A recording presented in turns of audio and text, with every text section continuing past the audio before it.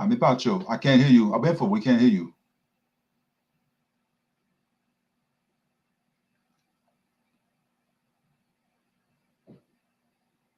Yeah, we can't hear you.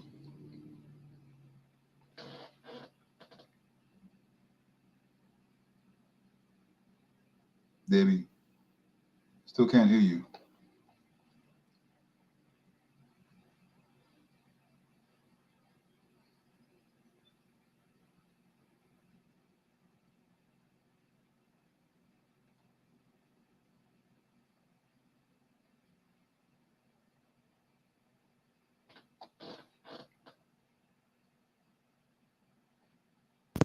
All right, can everyone hear me now? Aha, Ani. Okay, just had to switch mic real quick.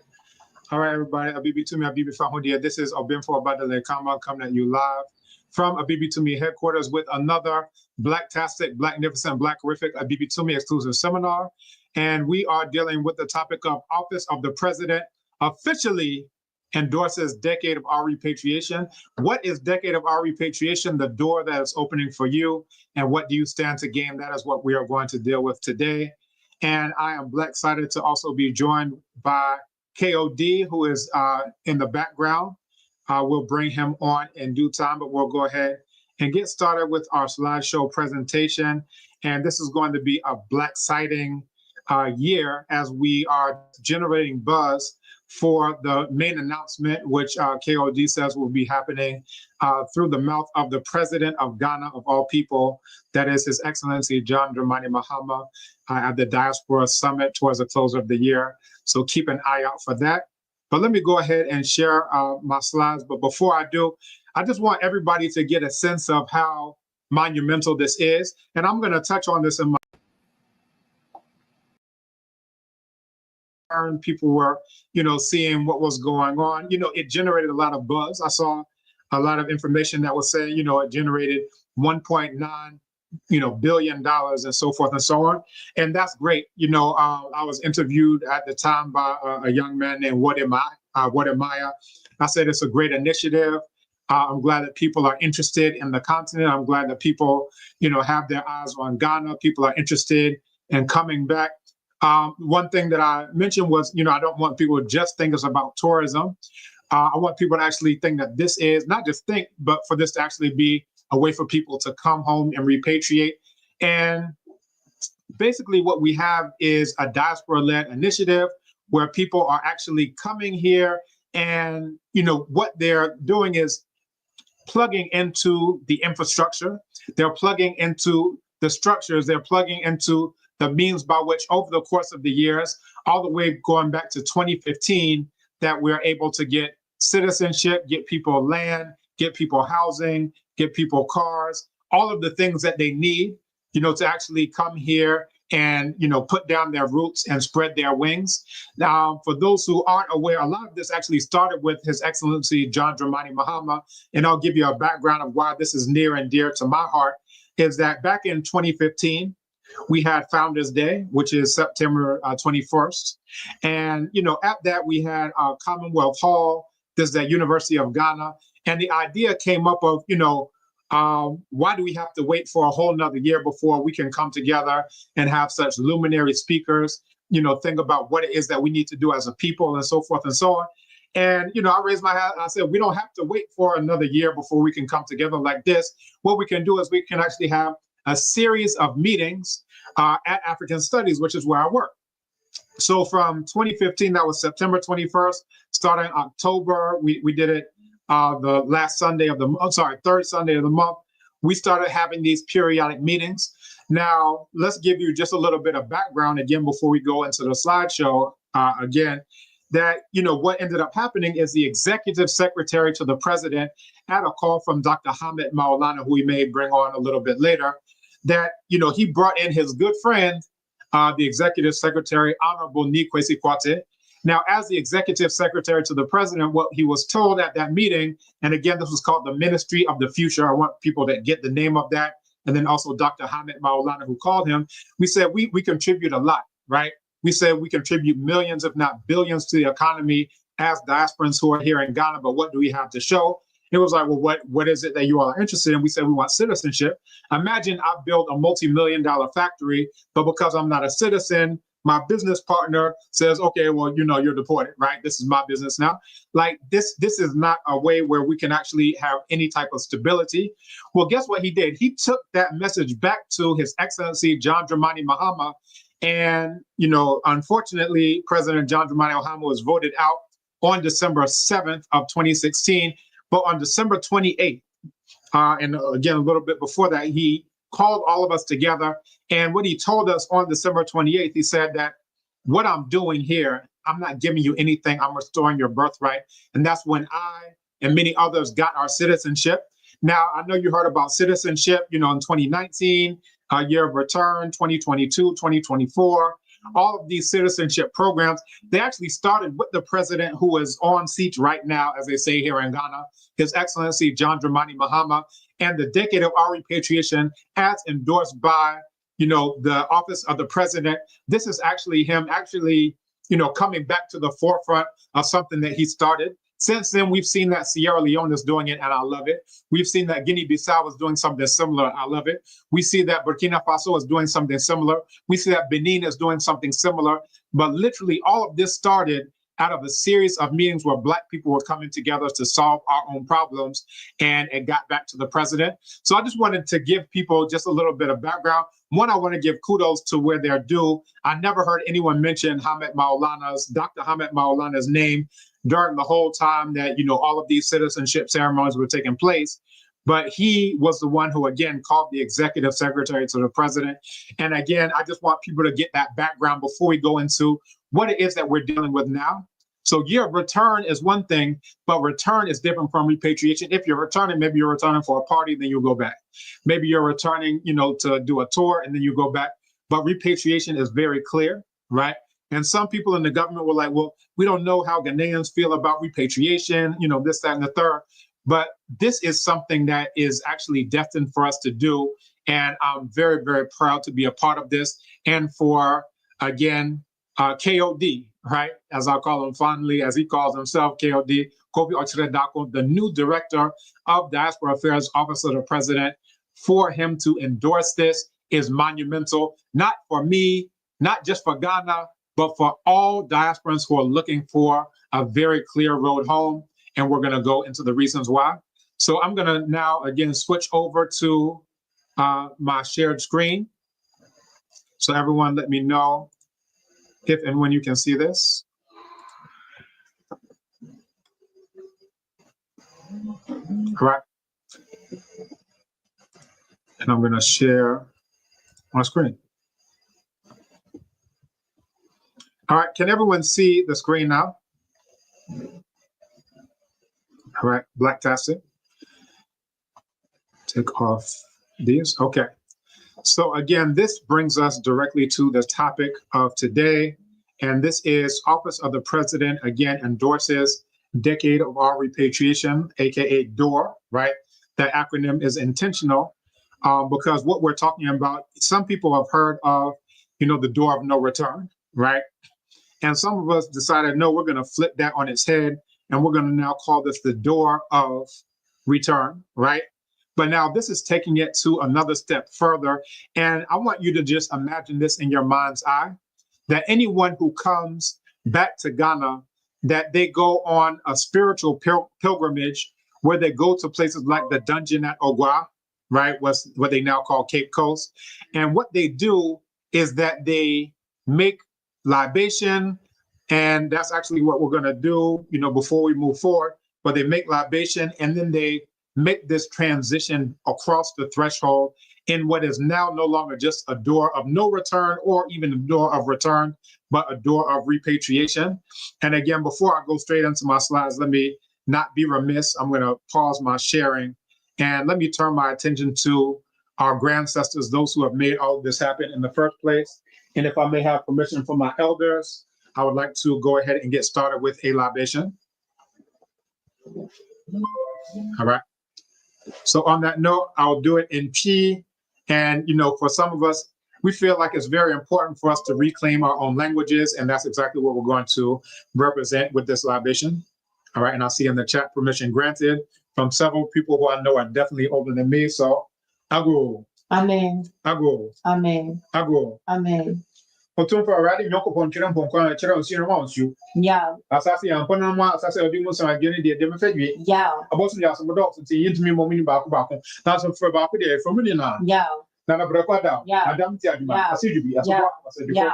mi na free atifia fo atwa to mi na mamra. Mamra me de onsu. Yeah. Na ene de ene se ene ye memranda enwumre se won kwa no council. Yɛfrɛ mo nimde ne nyansa. Yɛfrɛ mo nkɔso ne nkɔnim. Yɛfrɛ mo mponti na dɔm. Ana bifa ho deɛ ɛna yɛso frɛ wo. Yɛfrɛ tinefo nsamofo, agomafo nsamofo, ɔsɔnofo nsamofo, ɔtɛkyerefo nsamofo, ɔyɔkofo nsamofo, adwanefo nsamofo, brekufo nsamofo, ɔkɔnafo nsamofo. Mo nyinaa mommra. Ɛsɛ sɛ wofrɛ bi apa ne yɛpɛw. Yɛsɛ nyame bibi wɔ soro na ma mo sanka. Nti mo pia nyinaa yɛkɔ soro nsanka bibi abɛ adɔm bɛ nhyira. Nyinaa yɛpɛ sɛ yɛbɛbɛ fie. Na wotumi ma fie ɛne ɛyɛ ya. Yɛsɛ ɔhɔhɔ ɛna yɛsie no kwankyɛn. Yɛde yɛ ɔhɔhɔ a yɛpɛ sɛ yɛsie mo wɔ kwankyɛn awɔ aburokyire. Yɛpɛ sɛ yɛbɛfie na yɛnkasa yɛ fie na yɛba no. Ɛti yɛba a mogye yɛ wawa tu san sɛ yɛn yɛ fie nie. Mombɔ yɛn ho ban na afei deɛ yɛsɛ ɔha mo koraa mɔm na no sika. Yɛpɛ sɛ yɛba nsapan. Ɛti ne ndeɛ na yɛde ba. Yɛsɛ obi nim ana obi kyerɛ. Nyansi ne abɔ fofo tirim. Ɛti mombɔ yɛn na saa nyansi nyinaa na nhyeta na ntahye na mfa yɛtafa nyinaa sɛ dɛ bɛyɛ a before yɛbɛtumi asan aba yɛ fie wo nyinaa sɛ mmɔdaworoma obiara ɔba ha no mo nyinaa na mopɛ sɛ mobɛba Ghana nti momboa mo nyinaa na mombie kwan ma mo monyɛ abie kwan afei de monyɛ bodua na mobɔ mo nyinaa mo ho ban berɛ a moba Ghana berɛ mo nkanka abibiman mo nyinaa mommra afei de ma ɔmonkyene ma ɔmo nso ɔmommra mo monka asase no yɛma mo ɔba no tena ase yɛma mo ɔkɔ aba nso yɛsɛ sɛ yɛbɛgye mo wawatu na mohu sɛ ɛfie ne fie mo nyinaa sɛ modaworoma afei de ɔtamfo biara ka no nkɔ no a yɛse mo kwan ne deɛ ɔbɔ ne berɛ koraa mɛnyɛ yie ɔde ahyɛ no atefo ne ase na nka bako nyinaa sɛ modaworoma mohyerɛ na yɛhyɛ ha yi mohyerɛ me a meapa modaworoma mohyerɛ na akosɛ kosɛ ɛbiɛ. So I hope you understand, even though I'm not translating everything, but essentially what I ask for is all of those who are interested in returning home, for you to have the way open, for you to be protected, so that your children and your children's children can take advantage of these paths that have been opened once again for you to return home. But again, not just a return, a repatriation. So that is the Blacknificent work that we are going to lay out for you across this entire decade. And again, I'm going to go straight to my slides.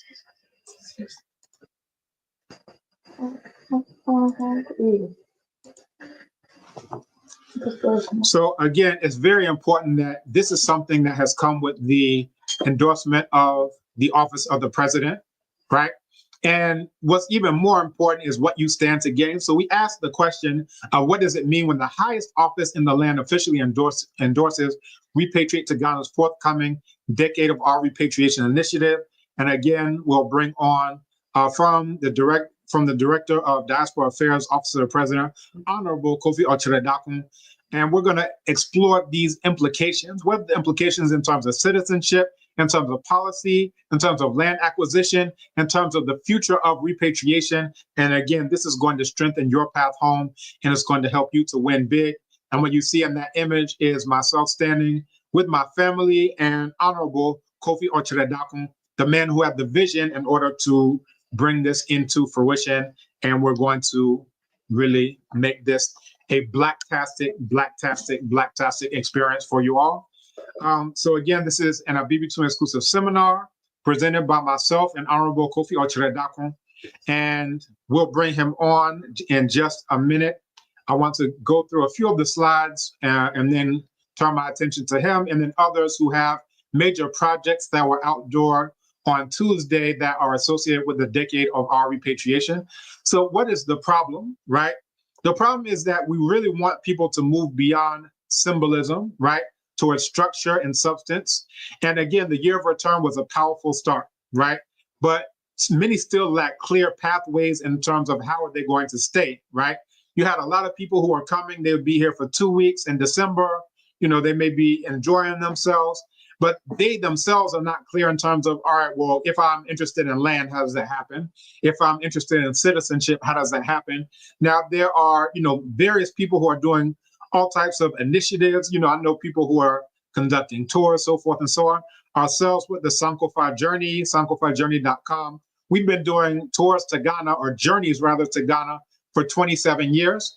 But again, it's a difference between coming to Ghana for a few weeks versus I now know all of the things that I need to do in order to be able to stay here permanently.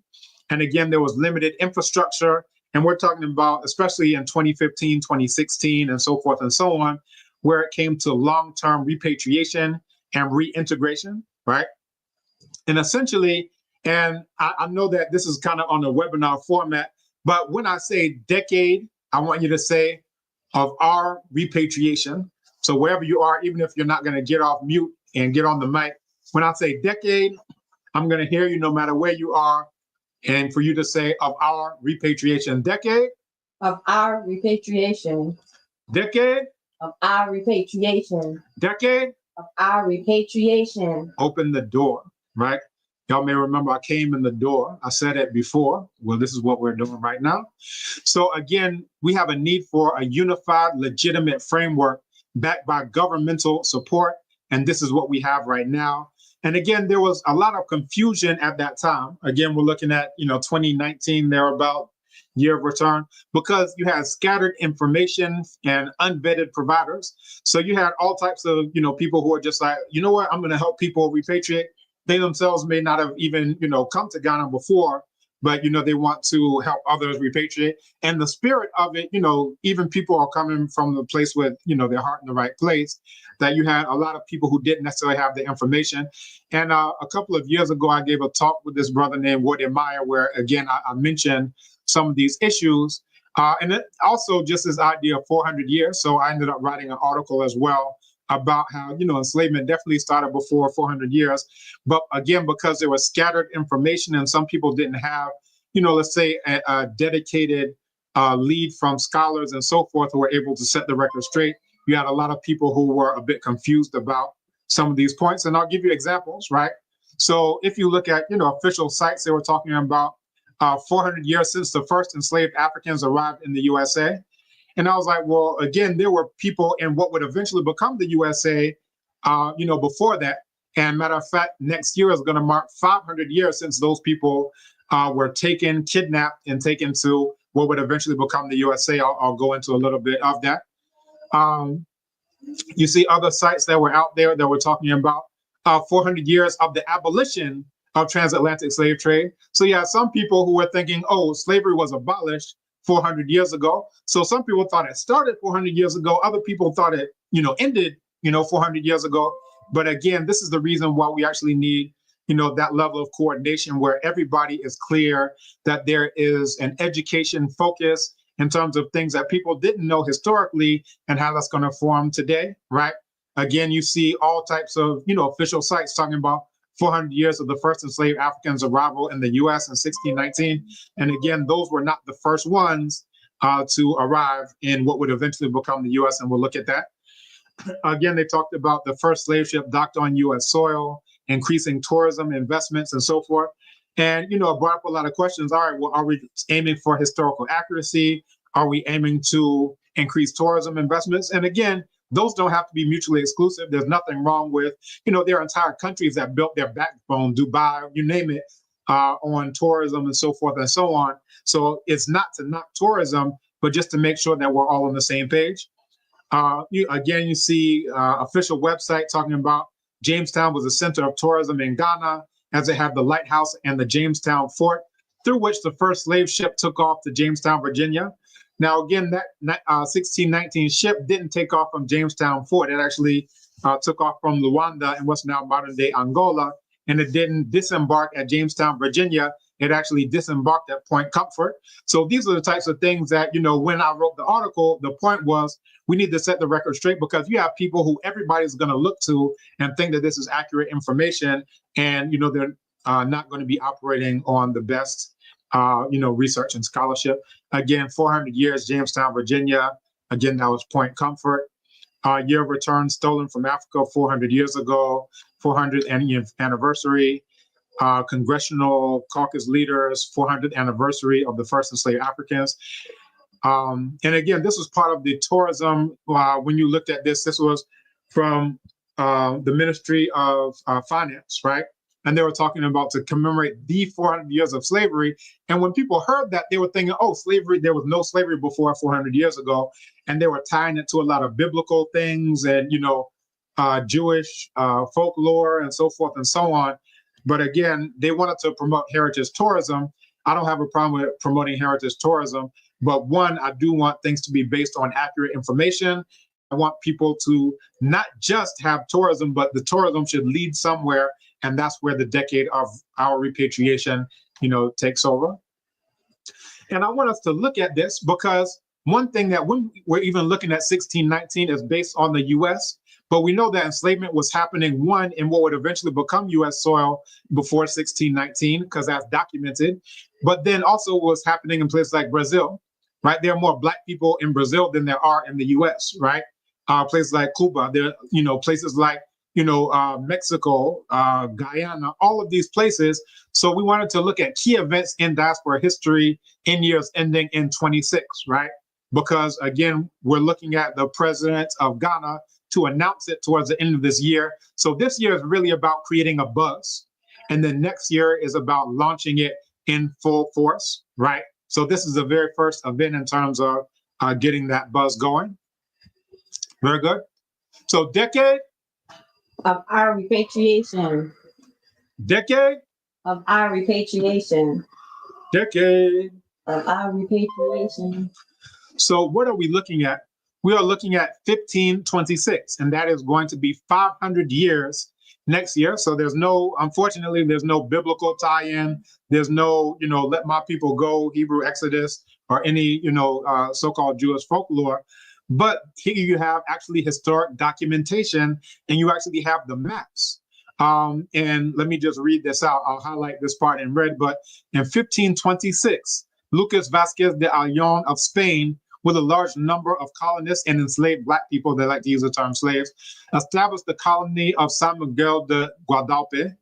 Its exact location is unknown. It was planted along the southeast coast of the United States, somewhere between the Carolinas and Georgia. And this is where it's thought to have been, because again, all of this was referred to as Spanish Florida. This side was East Spanish Florida. This side was West Spanish Florida, places that you think of in terms of, Louisiana, so forth and so on. But I continue, it says, there are several firsts associated with this colony. It was the first colony founded on current U.S. soil. Spanish Florida, not what you think of in the state of Florida, but again, this is in the southeastern U.S. These Black people who were kidnapped and taken there against their will were the first imported into the continent, and their uprising was the first rebellion of enslaved Black people in North America. And, I want to just highlight this because, when we're thinking about 1619, a lot of us may think about, oh, we were passive and so forth. The reason why I wanted to highlight this is that this was the first successful rebellion of enslaved Black people in what would eventually become the U.S. Successful to the point that they drove these Spanish dogs off of the land of Black people. We drove them out entirely, and those Black people stayed permanently, right? They didn't leave, right? They drove the Spanish away. So any other so-called colonists who came, whether that was the British, the French, anybody else, or the Stench, as I call them, anyone else who came, they came to meet those Black people who never left, right? And the ship the colonists constructed was the first built within the present limits of the U.S., right? So again, when we're actually going to deal with something historical, these are the documents. This is the documentation that we have to look at.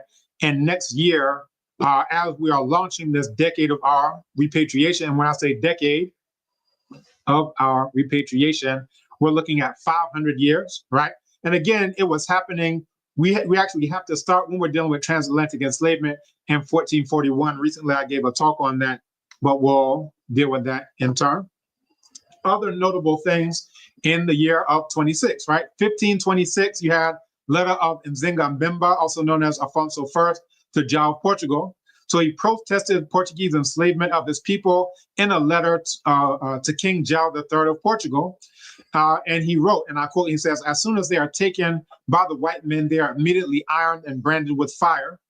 And when they are carried to be embarked, if they are caught by our guardsmen, the whites allege that they have bought them, but they cannot say from whom. so that it is our duty to do justice and restore to the freedmen their freedom, but it cannot be done if your subjects feel offended as they claim to be. So again, you have this thing, oh, Africans enslaved Africans. Well, you have the ruler of Congo protesting enslavement of Black people, but again, that's not part of the algorithm that we get a chance to hear about. 1726, right? Here we're talking about a good 300 years back. Francisco Menendez leads a Black militia, appointed captain of the Free Black Militia in Spanish Florida, defending Fort Most. Enslaved Black people also joined the Natchez Revolt, alliance with the Native Resistance Fighters in French Louisiana, right? We continue. 1726, again, 300 years ago in Cuba, as an English fleet maneuvered near Havana, enslaved Africans southwest of the city revolted and burned the sugar mills and other buildings owned by the Conde de Casa Bayona. 2 companies of mounted militia plus other troops were necessary to subdue the rebels. So again, these are actually historical things that aren't limited just to the US, right? I understand the focus on the US. People think about the US as, these are the people who are coming for tourism, but we really want to make this Pan-African, to use that term, in its outlook, right? 1826, as I mentioned, that there are more enslaved Black people in Brazil than there even are in the US. And again, nothing against the US. I was born in the US, but again, if we talk about the diaspora, it can't just be focused on those who are in the US. So on December 16th, 1826, Yoruba Maroons, runaway enslaved Black people, many of them Nago, or also known as Anago, Yoruba speaking, living in the Quilombo do Urubu near Salvador, Brazil, plotted a revolt time for Christmas Eve. However, their plan was discovered. The Maroons fiercely resisted once they dispatched bush captains and militia to suppress the rebellion. I want to highlight Nana Zeferina, a woman warrior who fought with bow and arrow. Eventually, she was captured and forced into hard labor. But, we have, women who were able to lead these revolts as well, right? And again, this is another notable thing that we can look at to encompass more than, just the US, right? And again, I won't spend too much time on this. Foundations of Liberia College, 1926, that was 1826. 1926, Carter G. Woodson launches Negro History Week, which would eventually be known as Black History Month. September 1926, the Universal Negro Improvement Association, which I'm sitting in the embassy for right now. Abibitumi headquarters is officially the UNI embassy here on the continent, established Liberty University in Claremont, Virginia, right? So after acquiring Smallwood Quarry Industrial Institute. So this is just a little bit of background. Everybody thinks about 400 years, 1619, but I want to spread it to the entire diaspora so everybody can see themselves in it, not just those who are, born and raised in the US. So what is this about? This is a solution. So we talked about the problem, right? The solution is the D.O.O.R initiative. A new door opens, and I'm going to bring on in short order those who are part of this initiative and some of the things that they're doing. I know on Tuesday, Calvin Daniels came on. I see Ayana Parti. Calvin Daniels, he can tell you for himself, but he has a 46-acre farm for moringa and also dealing with snails. He'll come on to tell you. I see him in the studio. Ayana Parti has a $100 billion initiative, and she'll come on and tell you about it herself. But again, this is a decade-long commitment from Ghana's Office of the President, and this is the actual letter with the stamp from KOD, Kofi Ɔkyere, the Director of Diaspora Affairs. And he endorsed the strategy for structured, right, and vetted repatriation and reintegration, right? So again, Abibitumi, Repatriate to Ghana, brought this forward, and they said this is a great idea, right? And what it's really about is vetted resources, infrastructure, and legitimacy. Now, anybody can get on, Ignitgram or, Nitwitter or whatever, and say, I'm offering services, but, at what degree or to what degree have they actually been vetted? Do we know who they are, so forth and so on? But what we have is people are now able to come and they can feel safe, right? They can feel like, I actually know what I'm getting myself into. They have a direct liaison to Diaspora Affairs Office of the President, and they actually have the Office of the President looking out for them in all the things that they're doing, right? We're also looking at other things in terms of recurring subscription. We'll tell you more about that. Membership cards, language classes, and other things that will be going on throughout the course of the year. And I know, there have been people who I met, who I know and love. They say, I've been here 20 years and I never learned the language, right? I've been here 30 years and I've never learned how to say, what is it, Madasi? Like that's not enough. That's not enough. If we're really serious about repatriating, then, you know, we have to do better, but it's not enough to point your finger and say, oh, they didn't learn the language. It's now on those of us who are in positions to facilitate that to now help them learn the language. And that's what this decade of our repatriation is all about. It's about education initiatives such as that. It's about housing. It's about agriculture. It's about, you know, all of these and more. We continue. And this is a photograph. This was just taken on Tuesday with KOD. We have Kivoy, who was the head of Ghana Caribbean Association. We have Frank representing Ministry of the Future, who I mentioned earlier. This is a sister. She came with the brother Calvin Daniels, who I mentioned as well. Oluwatoyin, I believe was her name. We spoke a bit of Yoruba together. And this is a brother Calvin Daniels. As I mentioned, he has this moringa farm. This is Mama Siobhan and her son, who are doing amazing work in the Volta region with the Kazi project. So again, a lot of us are already doing this work, right? But what this actually does, what the endorsement means in terms of presidential backing and how it changes everything, is that now the work that we're doing has the highest level of political legitimacy, right? It elevates repatriation from a fringe thing that just some of us are trying to sneak in. We're not trying to, you know, renew our visa. You know, people have all types of ideas, right? But now this is a formal policy that's endorsed by the government. That's one. Another thing is that it unlocks new funding, resources, and government coordination. Now, all of this broaches the subject of what you stand to gain. And that's why a lot of people decided that they wanted to take time, have their busy schedules, because this is ultimately the decade of repatriation. Decade of repatriation, of our repatriation. Decade of our repatriation. Right. And a lot of people were like, you know, I want to know, what do I stand to gain? Right. It's one thing if the government of Ghana is just saying something, but what do I get out of it? Right. What does it mean in terms of visa? What does it mean in terms of citizenship? What does it mean in terms of the diaspora engagement policy? Right. Which actually has a citizenship component that we lobbied for. Right. And again, this opens direct access to decision makers shaping your path home. Right. Again, you have multi-million and multi-billion-dollar Black-led ventures that are featured. A Krum DP, brother Calvin Daniels, who I mentioned, who's in the photo as well, Ghana Caribbean Association. Brother Dre Taylor was in the meeting on Tuesday as well. Virtually has The Beyond Investments, Access Africa, at home and abroad. Brother Yao Achiao, who was there. And this is your opportunity to plug into viable, vetted projects. And I want to just pause here. So I'm going to pause my screen share. I want to pause here. And those who we've invited into the studio, I've already been notified that some of our brothers and sisters who are there in the Tuesday steering committee meeting have already joined us. And I would like to bring some of them onto the stage if that's possible. I see Brother Calvin Daniels is here. So Brother Calvin Daniels is doing amazing work. I don't know if you're ready, but we're gonna bring you onto the stage. And I want you to talk just a little, mention on the Tuesday meeting as well. All right, and Ajako Joe, is he available to come on and speak to that?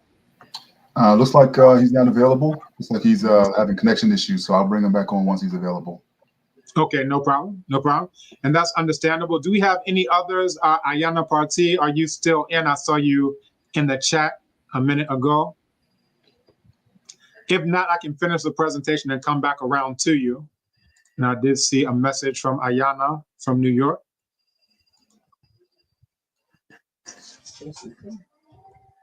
Okay, and she is here. Ajako Joe, can you bring her into the studio?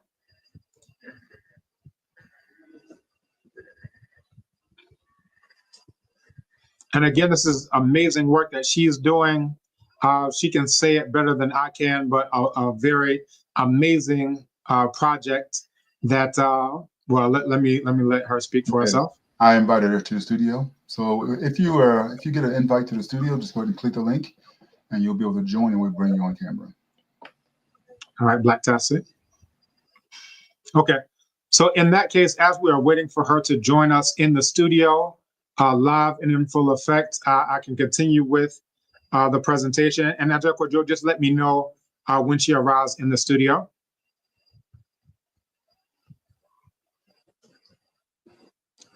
And she's asking if it's coming to her email or if she's getting it here in the chat. So Darko, if you can just correspond with her. And again, I'll come back around. I just have a couple of more slides and then we'll come back around to those who are coming. And I hope KOD has also already gotten his invite into the studio. All right.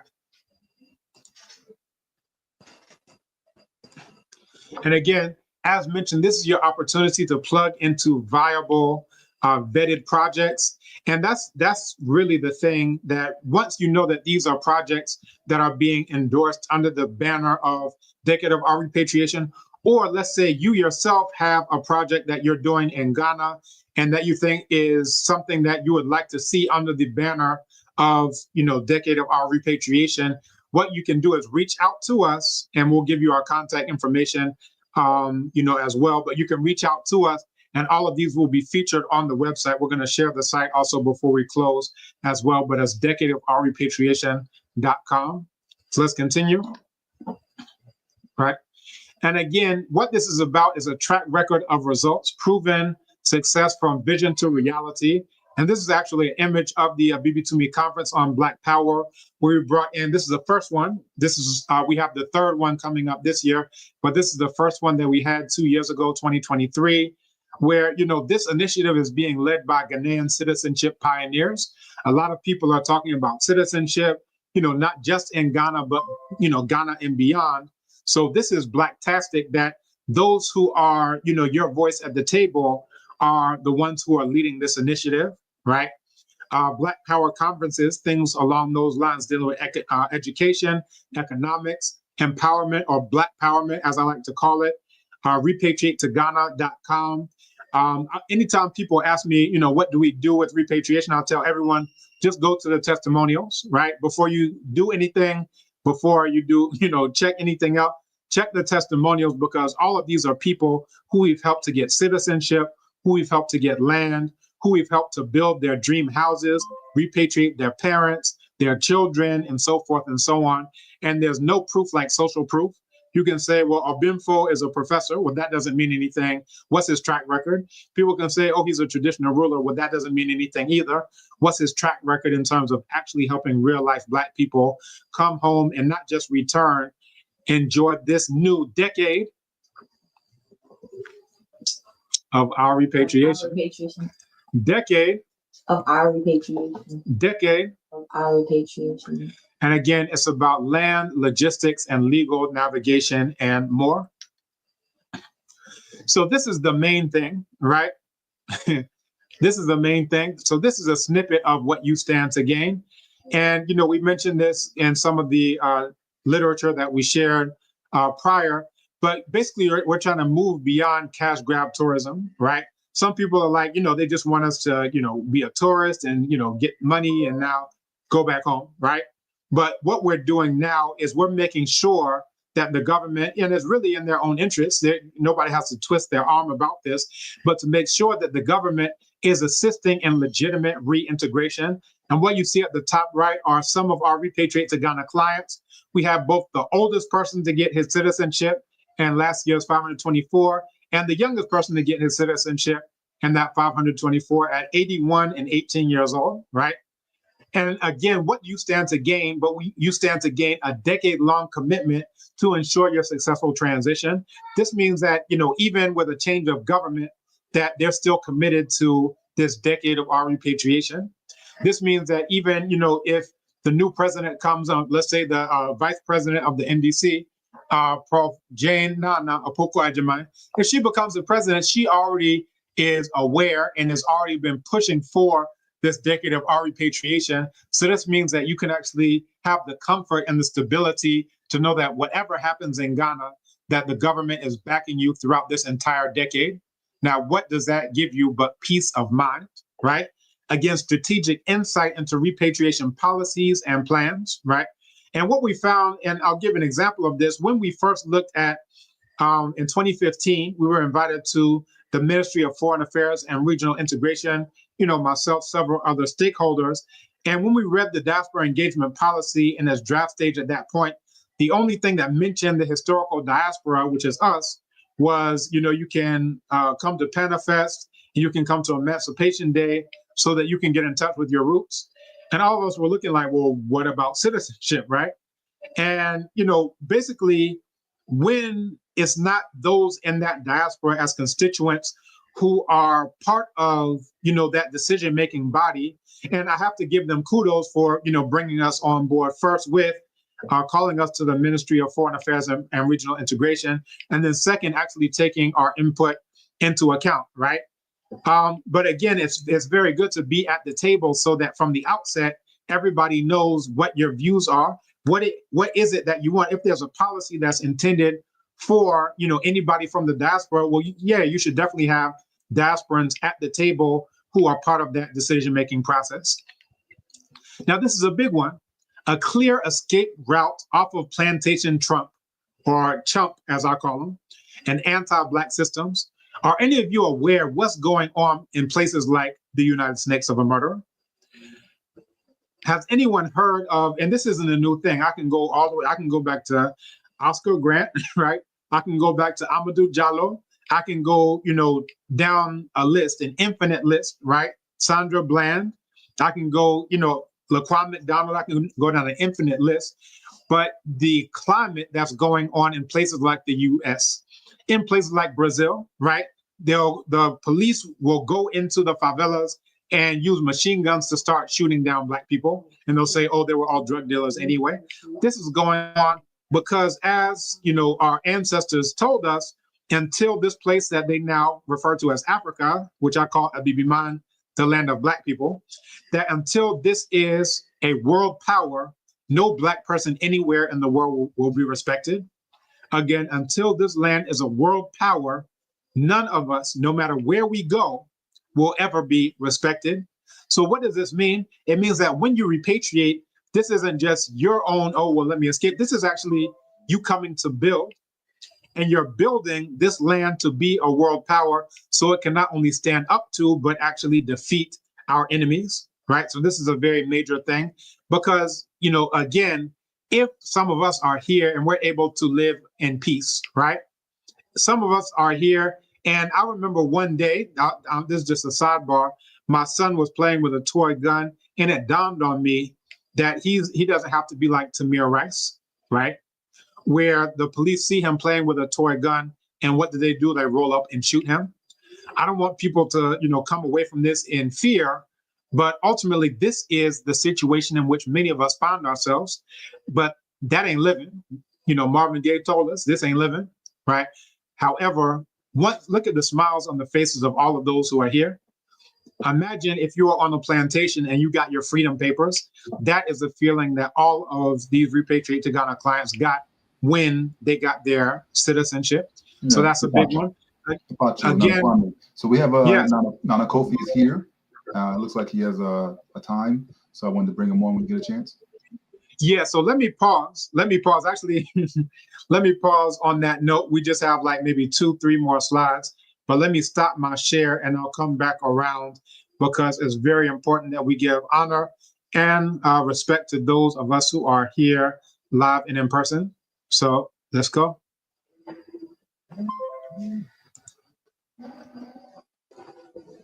All right, Blacktastic.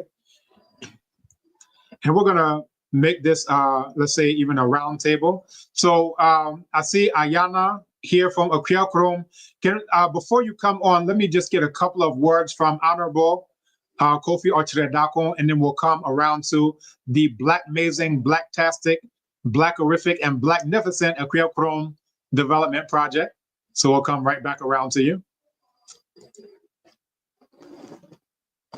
Nana Kofi Ɔkyere Darko.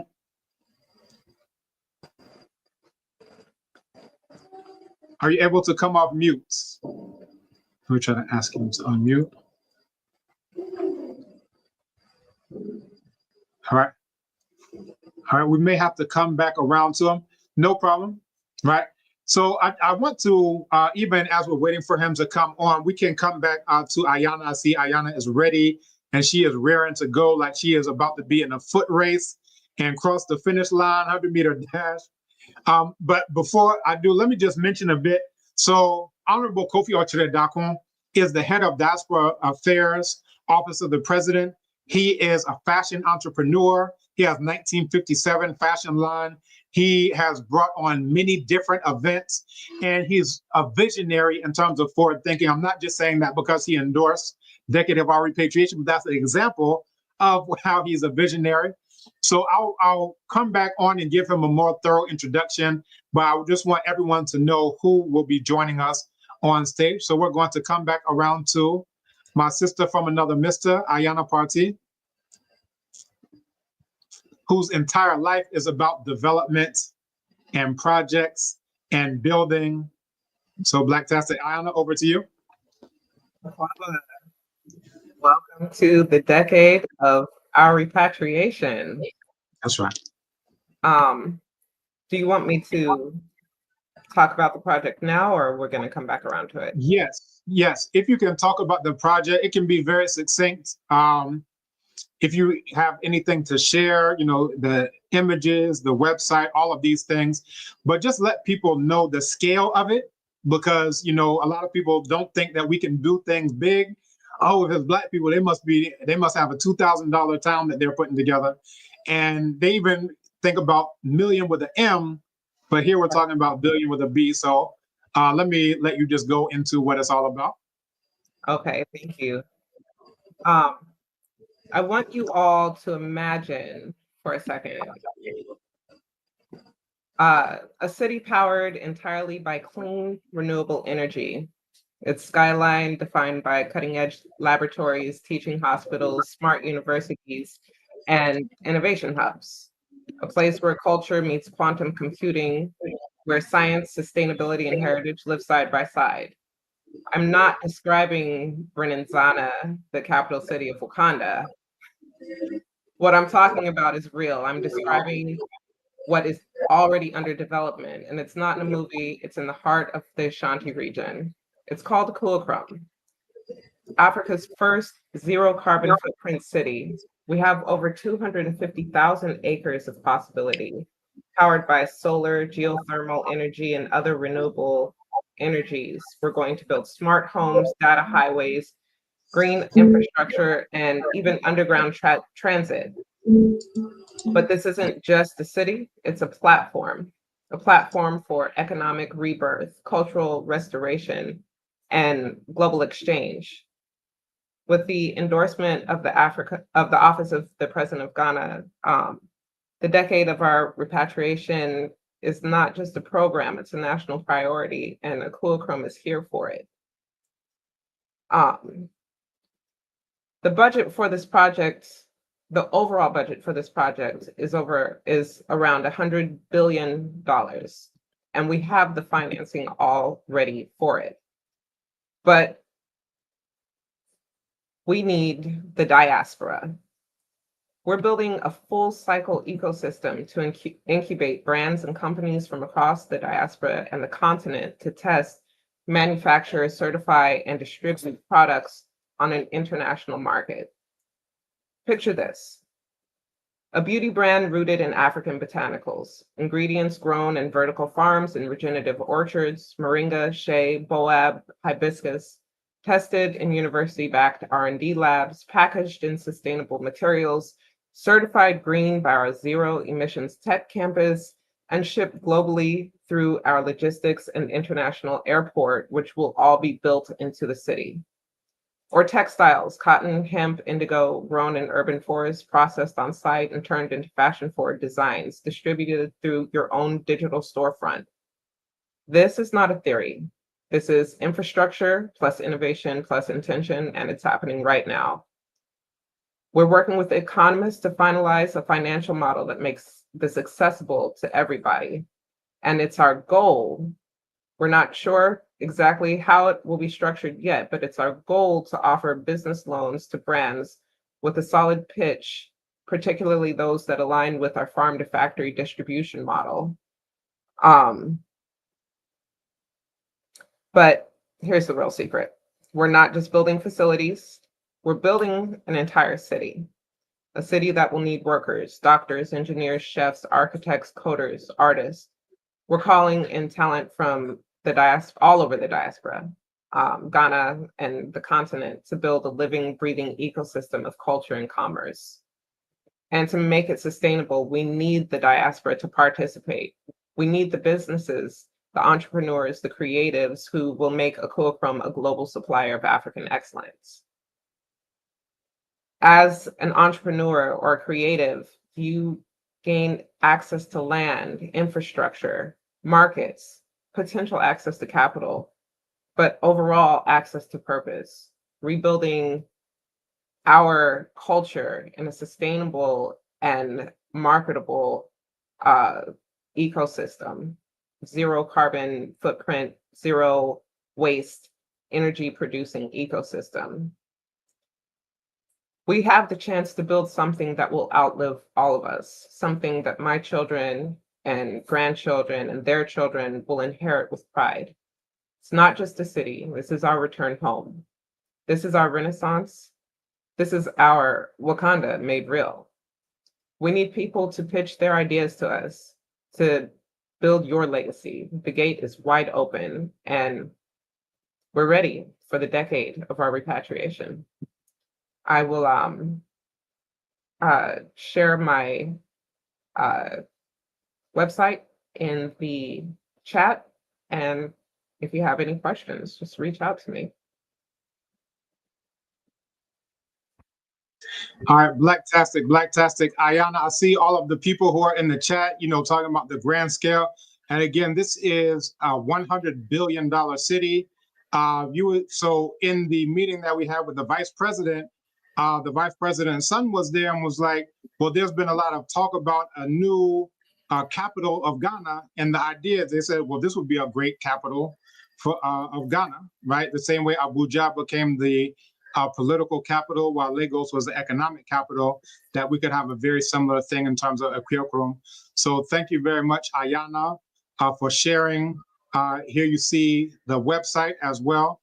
We're going to bring to the stage Honourable Kofi Ɔkyere Darko. And again, this is not just an initiative, this is a full-scale program where all of these initiatives that are going on throughout the entire year will be a part of this. So again, thank you so much, Ayana. Honourable, are you available?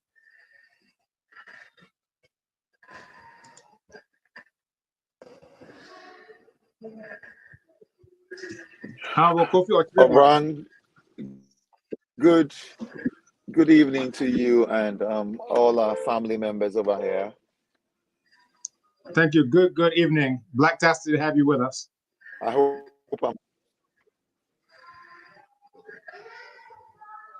Hello? Yes, Hello? we can hear you. We can hear you. Can you hear us? Okay. So I can hear you. Let me say a very big good evening to all of you. And it's an honor to be here representing the Office of the President, Diaspora Affairs. We're very excited about this project. As you well know, at a personal level, I have an event that brings our brothers and sisters from the diaspora every year, called Rhythms on the Runway. I did not even know that at a certain point in my life, I'd occupy this very important space in Ghana's political space. And the year of the Decade of Repatriation is such a big deal to me personally, because it's something that His Excellency, the President, is also championing, not just repatriation, but reparation as well. And is one that's mind-blowing, and what makes it special is the fact it's not even an initiative by government, it's an initiative by our brothers and sisters back home, and being intentional with what we have here so these are my initial comments. All right. And thank you so much. I know, just for you to take your time out of this, and even more so for you to lend your support. So, it's diaspora led and Ghanaian partnered. And, this partnership is something monumental, right? when you see, all right, here you have, these things that are being done, sometimes people will say, oh, it's piecemeal, but what you actually have is an umbrella where all of these people who are doing all of these amazing works, and, you can attest to this on Tuesday, that all of them are coming together. Some people say, oh, diasporans can't come together, or continental Africans don't like diasporan Africans. Oh, diasporan Africans look down on, like all of this stuff. What this does, it shuts all of that down. And by the end of this decade, Honourable Kofi Ɔkyere Darko, if you allow me, I would like for you to become immortal. I would like for your name to live on into eternity as the one who opened the door for the entire diaspora. When we look at 1619, that's focused on the U.S., even in some of the historical, examples I gave, from Spanish Florida to Brazil, 1826, the rebellion of Nana Zerafina, to Cuba, right, to all over the diaspora, you had things that were going on. So by the time we get to the Diaspora Summit and we have His Excellency John Dramani Mahama to announce it, will be in a very historic year, a very monumental year, 500 years since the enslaved Black people were kidnapped and taken to what would eventually become the U.S. So, again, with your assistance, I would like for your name to ring on through eternity as the one who opened the door for all of us who are longing to come home. Blacktastic. Oh dear, I missed the last bit. I missed the last bit of your presentation. With your assistance was the last thing I heard. Right. So with your assistance, I would like for your name to live forever as the one who opened the door, the decade of our repatriation, who opened the door to Black people, not just in the U.S. I'm not excluding those in the U.S., but not just those in the U.S., but Black people in Brazil, Black people in Cuba, Black people in Haiti, Black people from throughout the entire Black world, to know that this is a place where they can come and build a $100 billion city. This is a place where they can come and have a $2 billion land project, such as Dr. Hamed Maulana presented on Tuesday, who can do hundreds of acres of moringa, as Brother Calvin presented on Tuesday. We have so many different initiatives that are happening and are already underway as part of the Decade of Our Repatriation. So what you've done is you've opened the door for Black people throughout the world to come back home. So this is truly monumental. Any comments on that?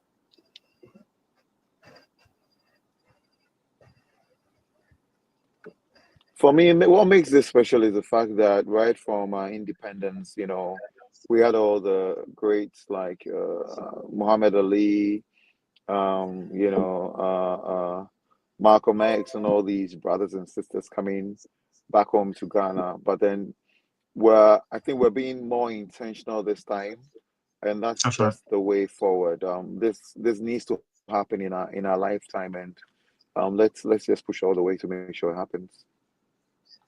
Absolutely. And I know your time is short, so at any time that you need to, I know. I actually have to. I'm at an event now. I just came out to contribute here and go back inside. I'm representing the chief of staff somewhere, so I have to run away. I understand. So understood. So thank you very much for your time. Yes, sir. Had hundreds of people who have expressed being on, and we're going to continue and make this the most Black powerful decade that the world has ever seen. Make this land of ours a world power that we need it to be. So again, thank you so much. All right. So again, he told me that he's at an event, but I really thank him for coming on just to represent the entire office of the president. And again, when the highest office of the land has not only accepted you as a repatriate, but respects you as a repatriate, as a naturalized Ghanaian citizen, what more do you want, right? When you can walk into, I don't know how many Black people who are on the call right now are walking into Trump's office and he says, oh, I had an event, but let me take out my time to, address your needs. This is the difference when you're in your own land, when you're in the land of Black people, is that your people have time for you. And I also see Ajayaw Ababu, I know also he had some time constraints, so I thank him very much. And this is one of our Blacktastic Repatriate to Ghana clients who got his citizenship in record time. Ajayaw, are you with us? Yes, can you hear me? We can hear you loud and clear. Can you Awesome. tell us a little bit about your experience? You know, we're talking about Decade of Our Repatriation as put forward by Repatriate to Ghana. And again, all of those who have the initiatives that we brought on board, I would love them to come into the studio as well. But can you tell us about your personal experience with Repatriate to Ghana, right? This is something that's been vetted, endorsed by the president. But that's one thing to have it on paper. It's another thing to have your social proof, your lived experience. What has been your lived experience with Repatriate to Ghana, and what have you accomplished? It is amazing. It is so amazing. I had a vision, and Abibitumi, with the professor and his team, had made that a reality. So I am a true witness and a testament to vision to reality. It's not just a dream. And some of the things that I can think of is on my journey here is to be able to live to my fullest potential, reconnect with those of my past, to invest my time, talent, and treasure, and leaving a legacy for the next generation. And this is what drives me. This is what gives me the heart to collaborate with your team, Professor. You have enabled me. You have guided me. You have helped me with the resources and the connection with those you know in government, as you said, to be able to build a new home, to be able to purchase land, to be able to get my citizenship. And, you know, this is the vision of Marcus Garvey. And here I am fulfilling that vision. And, you know, this is just a start. You know, it's not the end. That's right. That's right. And this is, you know, one of the most black-tastic things. I think you flew in on Wednesday as a Repatriate to Ghana client, and by Tuesday, you were sitting in with the rest of the people. And I know from the outset, you were like, this is too, if it sounds too good to be true. But we said, no, brother, this is what's going on. And again, because we started the citizenship initiative back in 2015, anytime it's about to happen, they call us first, literally before anybody else. They say, you know, who do you have? And we say, well, these are Repatriate to Ghana clients. It's not like random people we're pulling off the street. These are Repatriate to Ghana clients who trusted in us. And based on that trust, we say, this is what we're going to deliver for you. And even if we have to call in airstrikes at the Ministry of Interior, that's inside, right? Because they say you're a day late and $1 short. We said, no, we got plenty days and we got plenty dollars. We're going to make this thing happen. And you came through with your citizenship. You were in that image that we showed a little bit earlier in the slideshow. And it's black-tastic. Matter of fact, let me add that to the stage. Do you see yourself? Do you see yourself in this photo? I am the man in black. The man in black. You should start a movie. You should have a movie called that. Black-tastic. This is a brother who, you know, started off like, is this real? We said vision to reality, dream to reality, going from your maybe your family thinking, what's this guy? What's he really doing? What's he interested? What's he talking about? To now they see you here with your repatriation, with your citizenship. Now you are building your house. I sent you the video of your house, the state of its completion thus far, your land, right? That you now are growing bananas on, right? Your citizenship. And it's only getting better from here because you still got to get the vehicle. You got to get the rest of the family over. And Repatriate to Ghana is here with you all the way. And again, it's not just Repatriate to Ghana. I don't want anyone to think about, you know, this as just a Repatriate to Ghana thing. And that's the reason why we broadened it to an entire umbrella. So anybody who is dealing with repatriation, you're welcome to be part of this initiative, right? This is something that isn't just to benefit, you know, me as an individual. This isn't just something for Repatriate to Ghana, but this is for anybody who is helping our people get home. Well, guess what? We are brothers and sisters in the exact same work. So any way that we can support you, we'll do so. In any way you can support us.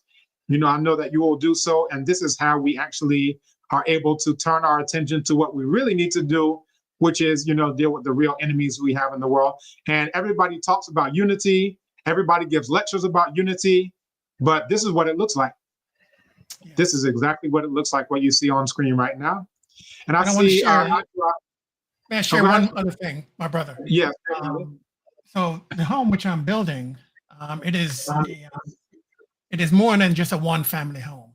I am building a home where I can share a portion of it with others who are looking to also in the diaspora coming to Ghana. So I have room to help others. They can stay at my place, whether they're coming to visit or whether they want to stay for a while.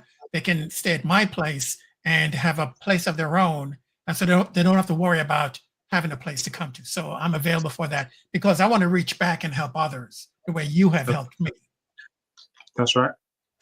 And that's a blacktastic heart, right? That you're bringing, forward. I was touched by Dr. Hamed Maulana, and I see his assistant has come in as well. That's Frank Asiama. I think I saw him come in. And if he's interested, he can also come into the studio. But Dr. Hamed Maulana, he said something, of course, paraphrasing Nana Kwame Nkrumah. He said he got citizenship before all of us got it in 2016. I think he got it in 2013 or so. And he said, my citizenship is meaningless unless it's tied up with the citizenship of all of my brothers and sisters in the diaspora. And I found that to be moving. I found that to be poignant. Now, for me, I could just say, give me a coconut. I'm chilling out later for all the rest of y'all. Like, I don't need to do any of these things. I can just do my professor job at the university. I'm a traditional ruler. We got plenty of stuff we need to work on in Ekriapia Mampong, roads and making sure that the youth have, jobs and so forth. But the power, the Black power in the work that we're doing is that we're not just saying, I got to get mine, you got to get yours. That was a song that was popular back in the 90s. I don't know if anybody remembers that, but it's not about that. It's that if your brother's on the mango tree, you need not die of hunger. There's a proverb in Chi, it says, I actually mentioned that in the libation I poured. If you climb a good tree, we push you up. Now, why do we do this? This is the opposite. That proverb is the opposite of what we think of, which is crabs in a barrel mentality. The idea is that if you climb that tree, we know that you're not going to forget us when you get on that branch. You better not, because we got matches down here, but no. We know that you're not going to forget us when you get up on that branch. And the reason why we assist you to climb up is because that mango will drop down into the basket, and then all of us are going to partake. So the work that we're doing with Repatriate to Ghana and Decade of Our Repatriation, the work that you're doing, and that we're assisting you to do by helping you to, build that house, right? Some people think that it's a dream. Oh, can I build a house? You're building the house. So that's dream, vision to reality, right? So we want to thank you so much for taking the time. I know that your time is short, but again, if you want to connect with people who are doing these initiatives, you can reach out through repatriatetogana.com. We have a contact page. If you want to benefit from these businesses and organizations, if you want to be part of building cities, right? If you want to be part of the agricultural revolution, the backbone of Ghana's economy is two things, let me say, gold and cocoa, right?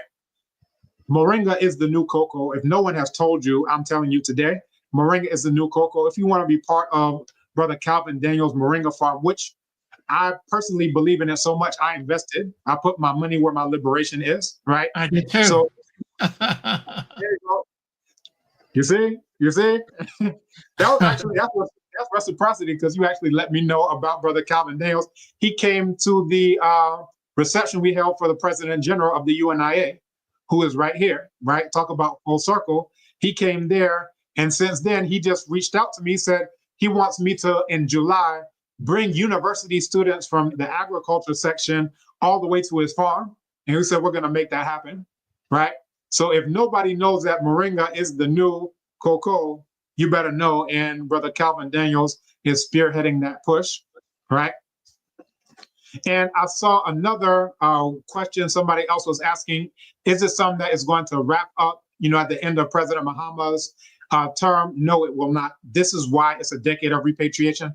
And even more so, this is why it's so important that it's led by diasporans who aren't going anywhere, right?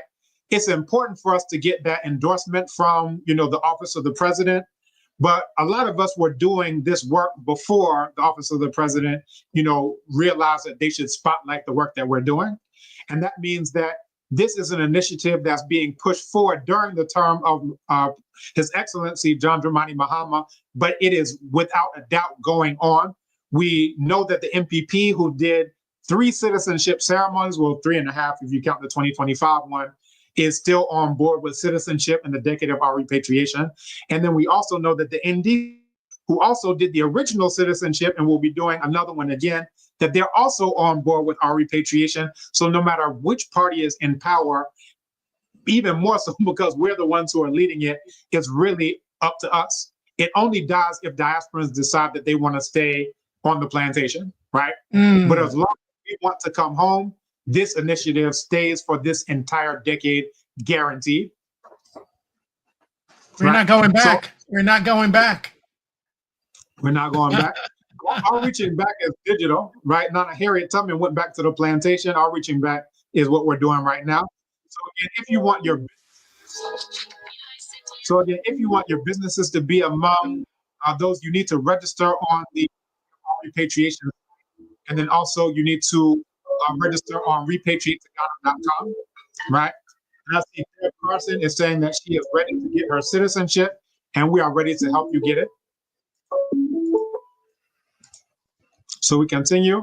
So again, thank you very much. We are going to let you continue. I know that you have another move to make, but we definitely want to thank Brother Yao Abibitumi. So again, you can contact us through Decade of Our Repatriation. Also, the contact link is very prominent on repatriateghana.com. We're going to share that in the chat. So Ejekwa Joe, I see you backstage. If you can share that into the chat. Let me remove this from the stage, and we're going to come back around. Again, I have a couple of more slides. I know we have over 100 people who registered for the seminar, and people are still coming in. And we're going to take time. I see many, many more who are coming into the chat, but I'll finish these last few slides and then we'll come to address all the questions that you have. And again, this is monumental. Why? Because of you. You are the one who makes this the entire decade of repatriation, again, regardless of who is in power, even though it helps that those who are in power are on board with this and have we have the signatures, we have the stamps, we have the documents that shows that for this entire decade, they're rolling with us. All right. So this is where we landed. So this is what you stand to gain. Decade of our repatriation. Decade of our repatriation. Decade of our repatriation. Very good. So again, what you stand to gain, again, you mentioned access to vetted, proven repatriation support. I remember somebody was like, oh, I thought that I was reaching out to repatriate to Ghana, and it was somebody who was using your name on, a white cesspool media site. This is where you need to just return to the source, right? As Nana Milkar Cabral said, that if you see us on repatriateghana.com, that's the place where you need to go. Also, a short URL, r2gh.com. Is not to say that nobody else has anything, of note, but definitely the ones we can vouch for are the ones that are endorsed by the president of Ghana. You know where to go to find us, right? Again, spiritually grounded experiences with historical significance, right? And that is part of even the Sankofa journey. I mentioned that this is the 27th year of the Sankofa journey. That website is also going to be put in. That's another initiative that's coming under this umbrella of Decade of Our Repatriation, sankofajourney.com. Somebody else reached out to me and said, oh, I thought I was signing up for Sankofa Journey, and it ended up being a church thing that, was just using the name. Again, vetted, right? Endorsed by the office of the president. So again, spiritually grounded experiences with historical significance, going from vacationing to territory, being rooted in Abibitumi, the land of Black people, right? And then again, going from the sidelines to the center. So, some people were looking at, repatriation as, oh, well, maybe a couple of people are straggling in. No, this is something that we're interested in. Now, they don't know this until, they talk about the squeaky wheel gets the grease. We have to say that we're interested in citizenship. We have to say that we're interested in repatriation, and our voice has been heard loud and clear, and this endorsement is proof of that. So again, for anyone who is interested, repatriatetogana.com, decadeofourrepatriation.com. So again, how to get involved, visit, as mentioned, repatriatetogana.com, which you see here, decadeofourrepatriation.com. This is decadeofourrepatriation.com. The site is already here.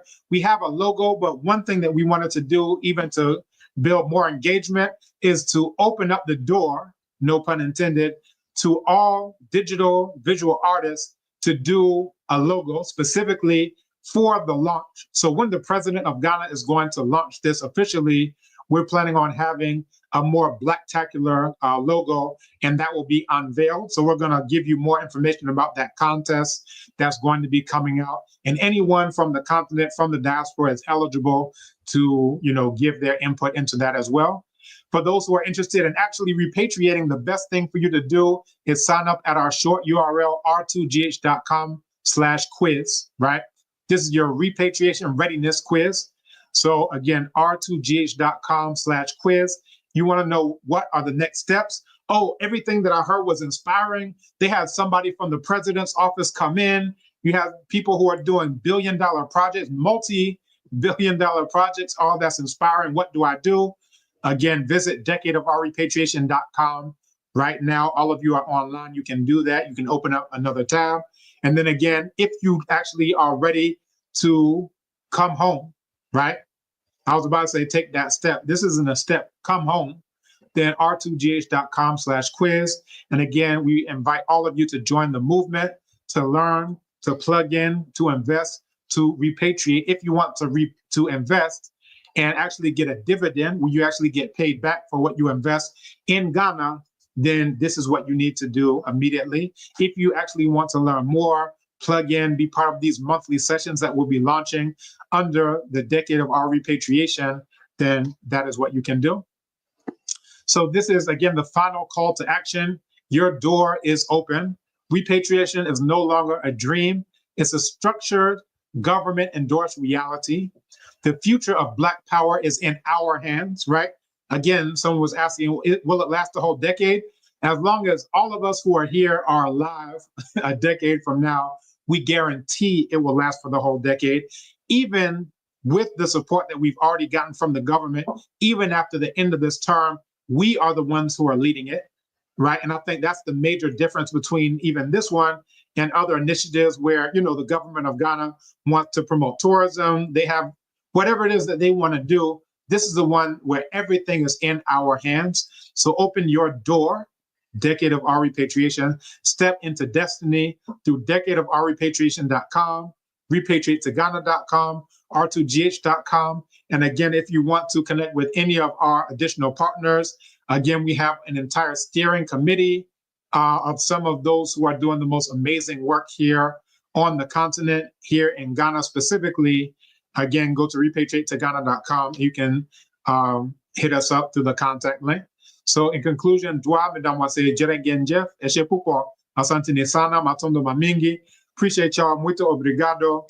And this is not going to be the last. Again, this entire year is about the buzz, right?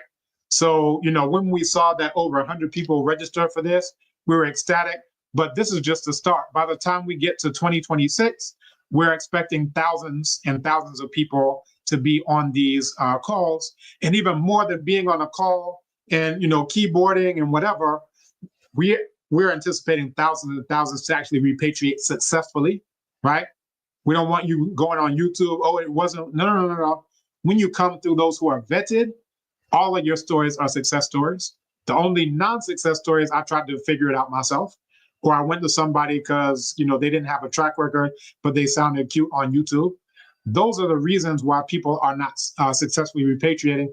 But when you are dealing with those who are legit, who are backed by the government of Ghana, and who have a vision of what this entire decade is going to be about, that is an end to all of those, stories that are, let's say, less than optimal.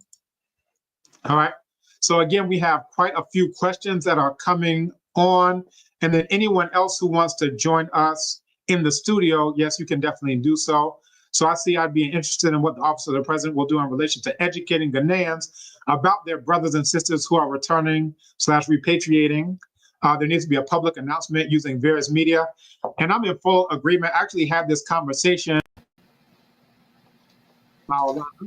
right? And, you know, he was saying that one of the things that he noticed, again, the year of return was a great initiative, right? You know, it speaks for itself. But he said there wasn't so much of an education component to it, which is why even the slides that I showed you, how some people say, oh, slavery was abolished 400 years ago. Oh, no, it started 400 years ago. Oh, it went from Jamestown to Jamestown. You know, they had an inkling about what it was, but these are official government of Ghana websites. And it really was a testament to how there wasn't a push for education. Well, now you have actually university professors who are pushing this thing forward. And even the dates that I shared with you earlier, right? Beyond the US for all of these dates that end in 26, right? 1526, 1626, 1726, 1826, 1926, and now 2026, that this is really the start of education. And recently, I pulled together a panel where a lot of our Repatriate the Ghana clients were on it. It has somewhere hovering close to 500 million, sorry, not 500,000 views right now. And a lot of them were, you know, Ghanaians who were like, oh, I'm trying to go abroad and blah, blah, blah, blah. They're wearing clothes made by white people. They say, I can't wait to get out of Ghana. And really, it just exposed that there hasn't been that education push. And they're like, you know, why are y'all coming here? We're trying to get out. Why? They don't understand. They can't comprehend what's going on. But that is why, again, we're the ones who are leading it. We're not waiting for the government to do the education push. Every aspect of it, even in terms of listing those dates of Cuba, Brazil, the US, you know, all of these different places is part of that education initiative, so that the next time we have a panel like that, one, we'll organize it ourselves. It won't be organized by the enemies of Black people. And when we organize it, we're expecting that generally throughout the public that, oh yeah, we understand why y'all are coming and we understand why we should be here too. All right. Yeah, there's a couple questions coming in, Nana Kwame. I want to make sure I highlight some of the questions. And additionally, I want to have you speak to a little bit about the conference coming up, right? So we mentioned a lot about Repatriate Ghana. We mentioned Sankofa Journey. I think the conference coming up in December is an opportunity for those to have time to plan. If you're thinking about coming to Ghana, we have a conference coming up. Could you speak to a little bit about that too? Yeah, Black Salute. So that is the Abibitumi Conference on Black Power and the Abibi Fahodie Festival on Black Liberation. And for anyone who is interested, you can go to abibitumi.com and you can find out more information about it. Matter of fact, let me do it. I'll just share my screen so everybody can see exactly what it is that I'm talking about, and let me know if and when you see my screen. And I don't know if anybody else, I see people who are typing in the chat. I don't know who else is excited about this, but if you aren't excited by now, then we need to take you to get a blood transfusion and, you know, see what's going on with your blood pressure and all of that. Because if you don't like this, what do you like? That's actually what they say in Tree. If you don't like this, what do you like, right? And, you know, again, this is the Abibitumi Conference 2025, where you can register, happening December 12th to the 14th. We're actually building this out to another virtual component that will happen from the 5th to the 7th, and then a film festival that will happen December 27th, 28th, sorry, November 27th, 28th, the weekend even before that. So again, if you want to become a presenter, you can do that here. If you want to be an artist, a sponsor, a volunteer, a participant, a vendor, all of those are here. And again, it's right here at the homepage, abibitumi.com, A-B-I-B-I-T-U-M-I. Abibitumi translates to Black Power, right?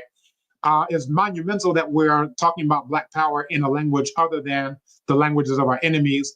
And again, this is an image, you know, from our procession inwards at the last conference on Black Power, right before the film screening and the statue unveiling. So yeah, that's what it's all about. Abibitumi.com. And again, Adeko Joe, I know that you can share all of these links in the chat. Abibitumi.com, repatriatetogana.com, Decade of Our Repatriation.com. And again, all of our other partners, we're going to make sure that you're able to connect with them. If you want to invest in Moringa, we'll let you know how to do that. If you want to build a city, we'll let you know about that. If you want to understand how you can deal with ecotourism. We'll help you deal with that. I saw someone else talking about bringing items to Ghana. We actually have a Repatriate to Ghana client whose items are arriving on July 13th, and they are being brought to her directly. She doesn't have to go to the port. They're being brought from the port to her house. They will unpack and unload all of them into her house. So all she has to do is this. That's all she has to do, right? Why? Because she is with repatriatetogana.com, and we have the inside track on all of these things, even in terms of the cost, right? In terms of the cost, in terms of door-to-door shipping. We got barrels all around. We got barrels that we're reusing for biogas, but that's because every day of the week we're shipping barrels and we're shipping containers and all those. So the people who have challenges, again, think about, do I have vetted support from anyone who's endorsed by the president of Ghana? If the answer to that question is no, then that is the reason why you're having challenges, right? I can't say it any clearer than that. For KOD to come on and say, you know, how meaningful it is to him. When we went to his office on Tuesday, he said, you know, this is near and dear to me and is right beside me. And I felt the exact same way because this is the original document. And this is his signature and this is his stamp. This is the original document. This is a historic document. This document, by means of this document, hundreds, if not thousands, if not hundreds of thousands of diasporans are going to be able to come home.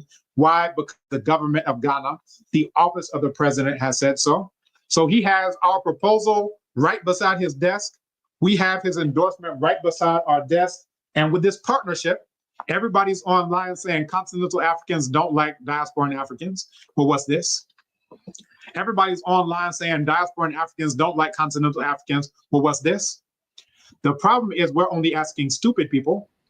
But once we start asking people who have some sense, you're going to find it's an entirely different narrative.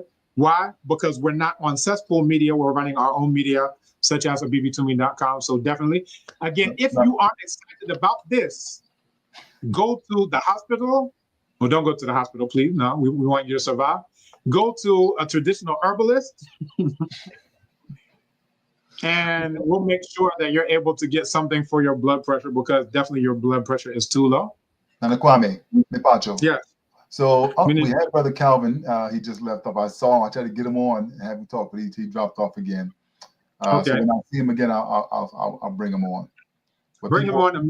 People are answering your questions. People saying talk about it. I can hear. I don't know if they did the head nod with that too. I don't know if that came in. Right. Yeah, people are chiming in. So we had a lot of good questions. Someone said that they can help out with the logo. How can they contact us? Send us an email, work@abibitumi.com. All hands on deck. I see we have Brother Calvin just joined back in. I'm going to try to see if I can add him to the stage. I don't know if he's going to be ready. Okay, Brother Calvin. Here you come, Brother Calvin. Akwaba. There we go. If you can unmute. There we go. I kept getting kicked off, so I kept trying. So that's all right. All right. And your audio is a little bit low, so we may have to get even closer to, or have you come closer to your phone. But yeah, let us know. You mentioned something about moringa. What's going on with moringa and moringa farms, and what does this mean to us as a people, and how do we stand together? And also, how can we invest in the work that you're doing? Over to you. All right. Let's see if I can get this.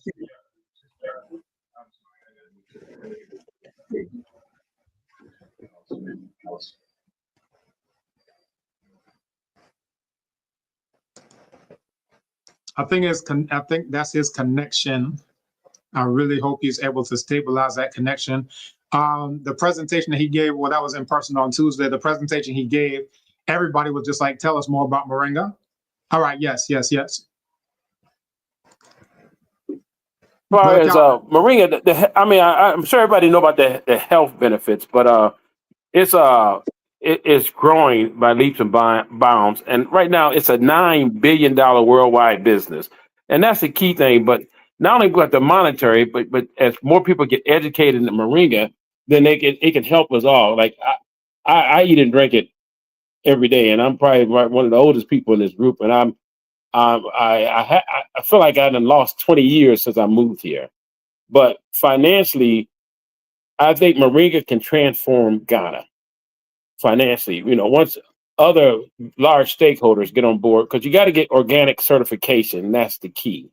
And once that's done, then you can make as much money as the amount of Moringa you grow, because buyers going to contact you. I actually think they'll get to the point where they will bid on Moringa, where we talking about, you know, 11, 15,000, 20,000 a ton. And then, you know, Moringa oil, you know, and the powder and even the leaves and the flower and Moringa honey, on and on and on. And far as the investment, before you make investment, they got to understand what we're doing, what it's going to take. Because I don't want, you know, people to, you know, jump in to get cold feet and we got to go back and forth. That's why I want everybody to educate. And then I am being very visual on what we're doing, so there'll be no surprises. And I want to add something. Yesterday, I was contacted by the United States Embassy. They want the individual, I'm not going to release his name, he wants to come visit my farm. So the message y'all putting out there, the world is recognizing what Ghana is doing on the Moringa aspect, agriculture field. So that's huge. And like I say, I don't know if y'all had any specific questions for me, but I want y'all to come out and see the farm, you know, see what we're doing, and not necessarily learn. I'm not going to teach you how to grow Moringa. I'm not a mentor or trainer, but I want y'all to see what y'all can do on your own. And we're pursuing that organic certification. At that point, that's more than huge. That's all I have for now. Anybody had any questions? I'm available to answer. Can you hear me? Oh, somehow I'm hearing you. Looks like we lost your sound. So, Okay, Baba Calvin, Aquaba. So, people say I love to visit your farm. People say I love to visit. Right. We got people saying they're trying to grow it in South Carolina. People are trying to grow it. So, to your point, the word is getting out there. I think critical right now is that we do it right. There's a lot of people kind of rush into stuff, as you mentioned, right? We rush into it, and we want to have to starting over. This is something that, you know, with advice of people who are already doing it like yourselves, we don't have to start over. We don't have to reinvent the wheel. There's avenues for success that you've actually laid out for us. So I think that's very exciting information to know. Ɔbenfo, sounds like you're back with us. Yes. So, you know, you had mentioned that Moringa's $9 billion industry is set to be an $18 billion industry. That you said something that stuck with me. You were like, if I can only get 10 million of that, right? 0.0001%, any percentage of that is monumental here. And in Tuesday's meeting, you found out about somebody who is offering 100 acres, I think it was, for free for anybody who's interested in agriculture. Just give me, and I see somebody also said that they're interested in investing. And again, all of this can come through, you know, the umbrella of Decade of Our Repatriation. And when people are asking, is it really going to last a decade? That I don't think you're going to stop growing Moringa when President Mahama is out of office, right? Which eventually will happen, right? That's constitutional. But the fact that this is something that is now not just what you're doing, but it's endorsed by the office of the president, it just highlights what you're doing. It gives it more visibility. We all, you know, as individuals, all of the things that we're doing that are under this umbrella already have credibility. But the fact that we're now being told by the government of Ghana, the president, the highest office in the land, is saying that this is important to us. This is, you know, this is the security we're looking for, and we're not getting it from Donald Trump or anybody else, right? Exactly. I think that in a relatively short time, far as making a significant amount of money where we can do great things in Ghana, we talk about within 2 years. I mean, that's the point of getting this organic certification. Just think if you get 20,000 a month of passive cash, you know, income, what could you do with that? You know, I mean, if you're retaining your whatever income you got, and you got a $20,000, because we gonna do the work here, and hopefully cut checks. Just think the impact we can have on Ghana. What if we want to build schools or hospitals or training centers? I mean, that's what I'm for. I'm not. my retirement income is good enough where I can live well anywhere I want to go. But now I want to do something here that I can impact not just my family and my friends, but other people who look like me. And that's important to me. I mean, I like to say, when I came and visit here, I knew within a couple of days I was on move to Ghana. I mean, and I've been here 4 years and a month now, and I tell you, I'm still not disillusioned. I don't accept Ghana time, but that's a whole nother story. But we have Ghana time in America. They call it something else, but that's a whole nother story as well. But I think of course, I'm not in the medical field, but I think everyone that hear my voice or read what I write, they should be ingesting moringa in some way every day. That's how key it is. I mean, I have enough energy for 2 people. I tell you, and it's key to moringa. I mean, I hate to keep piping it, but we need large stakeholders to get involved on making Ghana the moringa capital of the world. Right now, you say moringa, they think about India. In India, I found out India is not, their moringa is not organic certified by national standards. They got this it's NPOP. I can tell you what that is later, but it's an internal India certification. So that's why people are rejecting their moringa because it's not organic certified. And also when you buy moringa even locally, and then people have organic certification, you need to ask this question: they say it's organic moringa. You got to ask the question: are they organic certified? Right. If they don't have that documentation, they may be growing it by organic standards. That's what India does, but it's not organic certification.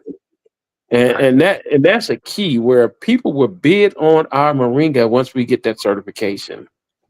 I mean, I don't know how. What's bigger than huge? I mean, that's tremendous. Right. I mean, I would love to be. Go ahead. I'm sorry. No. I was like humongous, monumental. Yeah. I'm not talking about just think if we had a point in 2 years where your passive income. I think we just lost Brother Calvin. Yeah, we did lose him. I No problem. see several. I think Brother Calvin got everybody riled up in the chat over here. I see a lot of comments in the chat. He can mention. I put a link in the chat here where a question was asked. Is this a YouTube alternative? So I put the link to abibitumitv.com, the video for Baba Calvin. If you go to abibitumitv.com and type in search, you'll be able to see some of the talks. So Baba Calvin, we saw you drop off. One thing, Baba Calvin, I hear you mention a lot, and I think it's part of the vision you have a lot, is you talk about infancy, childhood infancy, the births, the situation in Ghana. And I think it speaks to a lot of times when we get this notion that the diasporans are coming here to the continent with visions of money, and we kind of like they people kind of put us in as a black capitalist, but what we're trying to do is something totally different. This is an opportunity to own fixing ourselves for ourselves, right? So you speak to a little bit about your vision of just that childhood, infancy, birth rates, and things you're trying to do, and I think that'll spark people, give them the real sense of, the money's there. The money's there. The money's there all the way. But what we can do with that money, I think, is the bigger picture. I mean, if we line our pockets with just the money and then leave the people behind, we're no different than what they do to us in America. And you know who they are. And infant mortality, even though Ghana is considered a third world country because of the infant mortality and the early death rate, the average Ghanaian life expectancy is only 62 years. The retirement age of 60 would mean 2 years after retirement, they expect to be in the ground. And that's horrible. And infant mortality, something as simple as eating or drinking moringa daily would lower the infant mortality rate. Where's the when I say where's the government? Not to be negative, but the government should be communicating a simple thing as moringa to the masses, because the average farm girl or farm woman, they can't afford prenatal vitamins. Because that's imported. If there was a Is there a Ghana prenatal vitamin? No. I mean, if it is, yeah. So there's something we got to change, and after I challenge people like the doc and these in y'all positions, y'all can reach a broader people face to face versus social media, because sometimes people go to social media for gigs and giggles. But I mean, even though there's a valid, I'm gonna use social media to get my product and word out as well. But there should be a class on just simple hygiene and diet. I can't, me not being Ghanaian, I can't tell a Ghanaian don't eat banku, fufu, rice, and bread. Well, I don't say don't eat it as much, because their parents do it, their grandparents do it, but the sugar is killing the Ghanaian people, the carbohydrates. And that's nothing. The mothers eat these carbohydrates, they're not getting, the zinc and all the other vitamins that a baby needs. So the baby either born premature or they're born underweight and they don't thrive and they die. And that's horrible. So that's something we have to do, because we know something we know from day one. Flossing. If you don't floss, you get rotten teeth, you get heart diseases. Things like that is not tied in together here. And not to say we are not the Ghanaian saviors, but we need to help them, educate them beyond formal education. And I share my knowledge willingly to people. People, oh, you shouldn't do that. They might try to get ahead of you. Okay, they get ahead of me. I'm still going to be a millionaire. I mean, I'm not concerned with that. I think my plan is so broad that can't nobody stop me. And I just met with a formulator yesterday, a business lady Sharp, where as soon as we producing moringa oil and snail mucin, I'll have a product on American shelf, hopefully by Christmas. And so, I mean, that's huge. So at that point, we make an income, then 100 acre, 200 acre, maybe I can buy 100 acres every year. I want a 100-acre banana farm. The biggest banana plantation / farm on this continent, I think maybe in the world, is in Ghana. And it's not owned by a Black person. I think something we can fix that. We can change that. That's right. Yeah. That's right. I don't want to add one thing, not to go into money. I'm sorry, Doc. But if things fall into place, I anticipate by June of next year, each employee on my farm, we're making 10,000 CDs a month. Right. I just wanted to add that. I mean, that's my goal. If I do that, then investors, they're going to probably be at 25,000 a month. That's dollars, CDs versus dollars, though. Let me tell you that. That's dollars for the investors, CDs for the employees. Right. All right. Now, I mean to cut you off, sir. No problem. So we have people who are interested in investing. I told people in the chat, you can reach out to all of those ventures, and there are many more. Those who are on Tuesday, who actually came to the office of the president on Tuesday with me. So for those who are interested in investing, those who are interested in many of the initiatives that are going on. And one thing that I think really sealed the deal in terms of getting the endorsement from the office of the president is that none of us are begging the government of Ghana to do anything, right? Like like Brother Daniels has his farm already, right? Some of us who are, doing all of these other ventures, we're doing what we're doing already. Professor at the university already, all these things that we're doing. But essentially what the endorsement does is it gives greater visibility, right? And that's one. And then two, it shows that all of us as diasporans and continental, Ghanaians and so forth, are working together towards a common goal. And that's something that your algorithm is steadily hitting you with, oh, they don't get along, they don't like each other. Every single day you're getting hit with that from the algorithm. Why? Because the one who programmed the algorithm benefits from that narrative. But what you're actually seeing live and in full effect is amazing work being done. The 46 acres, that's going to be 100 acres. That's going to be 100 acres every year. Hey, I'm all for it. That's our company, right? I just saw Ayana Parti with the $100 billion city. She's doing agro-pharmaceuticals in a lab using moringa at Okuyakurum. I'm all for it, right? The processing facility that's coming on. So again, this isn't just, you know, a one-off thing. This isn't just, you know, one initiative and, you know, that's it. Or the government is saying this, but once they get out of power, this is diasporans clearing the way for our brothers and sisters and being assisted by those who are already here, who want their brothers and sisters to come home, not as a walking ATM, not as a tourist, stay here for 2 weeks, now go back, I got your money, now go back. This is be here, find a wife, find a husband, have children, right? Live on your land, breathe fresh air, don't get a knee on your neck, don't get shot for driving home, right? This is an entirely, and this is Ghana putting their money where their mouth is. And for those who are here online, put your money where your liberation is. And it's right here in Ghana. So repatriateToGhana.com is the first step that you can take. Decade of Repatriation. This session was just to get the buzz started. We're going to have many more of these sessions, all the way up to the president of Ghana launching it himself. As KOD said, the Diaspora Summit, he thought that would be the best place. And that's in December. I think it said December 19th. So everything is going to be buzz, buzz, buzz, buzz. It's going to increase all the way up to the formal launch. And then we're off to the races. And we are the ones who are spearheading this. Get on board right now. Like. Get on board right now.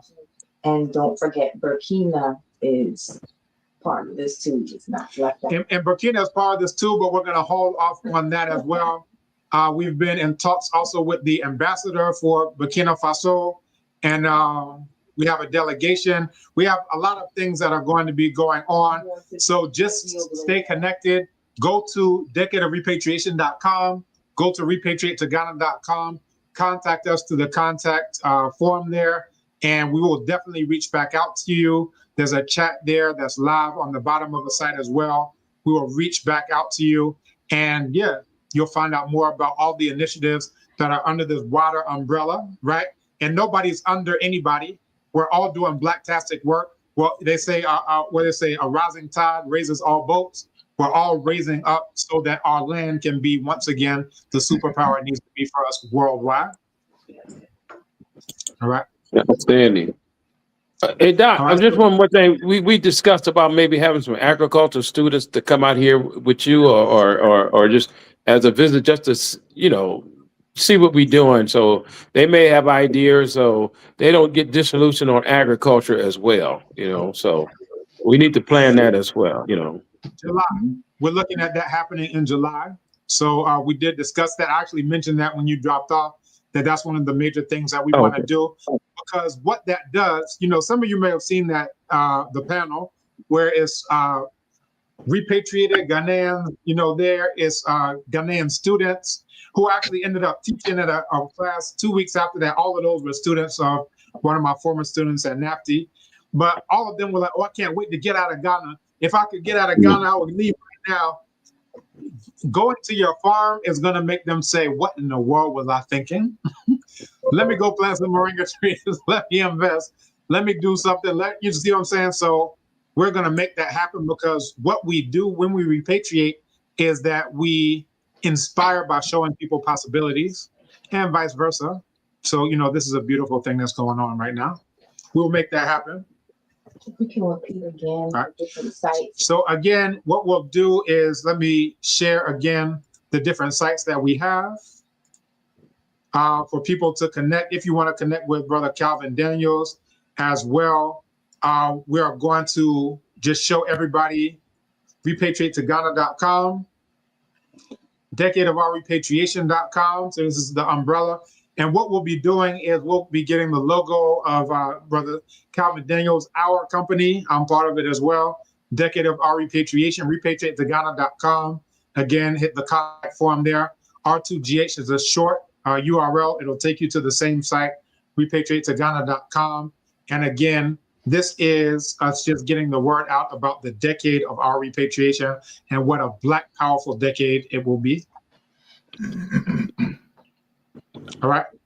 So we're going to go ahead and transition to our libation. I don't know, Brother Calvin Daniels, any last words? Again, as one of our featured project, you know, we said we're ready to project in progress, right? This isn't just come on tour and have a party. This is actually make an impact and do something lasting over this course of the entire decade. Any last words for those of us who are on? Well, yeah, those of you who are in Ghana, plan on visiting Ghana, or definitely come to the farm and visit. Interact with us, my employees. I treat them like employees, not any lesser. We are the same. It's just that my great grandparents were captured and theirs wasn't. And by the way, my great grandparents were born enslaved. They were born in 1848 to 1863. So, and that's great grandparents, not great.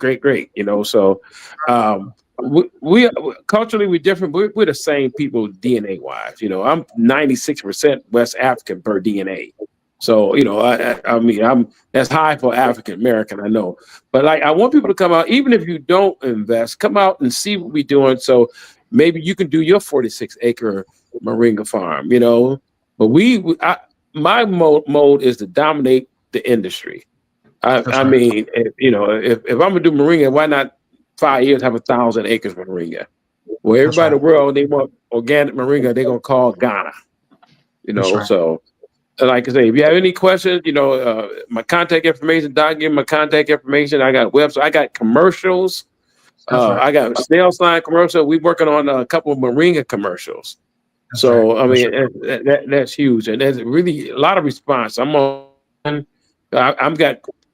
got, like I said, 4 customers say they want 10 tons of moringa powder a month.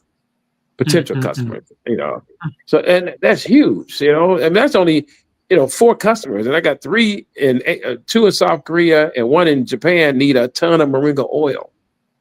So, and then I'm working with a local Ghanaians to do chicken feed with once you process the oil from the seeds, the chaff can be fed to animals. So we want to create a chicken feed to lower the cost for farmers here in Ghana on feeding their chickens. Right. So, I mean, it's go on and on. I can, I self-taught on this subject. So it's like when I say I throw a number out, I expect you to research it, but I done already researched it, So I know. Yeah. So that's all I have. So right now, Doc. Well, some people say the sky's the limit. Rolling with Shy Hills, the sky's the beginning. So, off to space, we rolling. Yeah. Yes, indeed. All right, and thank you so much for your time. I'm really happy that you were able to join us and give up your time and energy. That this is one of the crown jewel projects that's going on. Part of the Decade of Repatriation is I want people to come to your farm. Anybody who comes to Ghana, through us needs to come to that farm and be inspired about the work that's going on, invest, all of that. So we're going to make that happen, and definitely thank you for joining us this evening. All right, thank you. Thank everybody. All right, thank you. All right. So I think on that note, we are going to go ahead and move to our closing libation. I see that throughout we had well over 100 people. Some people came and left and came back and so forth. But we are right now sitting right at 52. And we really appreciate, we've gone for a time, but we definitely thank all of you who have stuck with us throughout the entire program. And what you see right here on the screen, Abibitumi Exclusive. And we extend our gratitude to each of you for joining today's Abibitumi Exclusive Seminar. So these weekly gatherings are a space for serious study, analysis, and action, and alignment with the mission of Abibitumi, Black Power in thought, speech, and action. So we bring together respected elders, esteemed scholars, leading experts, innovators across various fields, including agriculture, technology, language, culture, and self-sufficiency. There's always something going on at Abibitumi. So if you haven't already downloaded the app, download the app, both in the App Store, the Play Store. You can just do a search for Abibitumi. You'll be able to download it. And yeah, every single weekend we have programs exactly like this going on. And this is, again, to provide knowledge and strategies that advance our collective liberation. So we look forward to your participation in the next event, and that is tomorrow. And that is going to be on the Sankofa journey. Everybody who signed up here, we're going to send out another newsletter. So the same way you heard about this, you'll hear about that one as well. But the short URL is abibitumi.com/SJ SJ2025. That's SJ2025. That's Sankofa Journey 2025. That's abibitumi.com/SJ2025. You can register for tomorrow's event. It's an information and sharing session for the longest journey to Ghana that's out there. You have people who just found out that they were Black yesterday and now they want to do a journey. That's fine. I love it. Y'all come. But if you want the ones who actually have been doing this for 27 years, then you definitely need to go with the Sankofa Journey, SANKOFAJOURNEY.com. It's going to be Blacktastic this year. That's where the Burkina ties in. I'm not going to say much until we sit down with the ambassador to Burkina Faso. We have an award. I won't say much about that either, but we have illustration of President Ibrahim Traore. I won't say much. Let me stop saying stuff before I say much about something I don't want to say much about. But, you know, again, this is one of the most Blacktastic things that you see going on, and we love all of you who are coming home. You love your mother. You love your mother. You love your mother, the continent. And, you know, this is the way for you to come home to your motherland. So again, thank you for all of your time. We're going to close out with a closing libation. And, you know, this has been a very Blacktastic. Oh, and I see Nana Ekwia Otubia as incoming development queen mother of Mampo Ekwiapion. That's where we are right now. I would like to connect regarding the December event, definitely. We had Nana Pebia, who came last year with a delegation representing, you know, the traditional rulers here at Ekwiapion Mampo. So we would definitely like to connect with you. And yeah, on to the next win. For Journey, and all of these are initiatives, all endorsed under. Right, and all of these, and everything that we've mentioned in terms of Sankofa Journey, that's under the Decade of Our Repatriation, endorsed by Office of the President.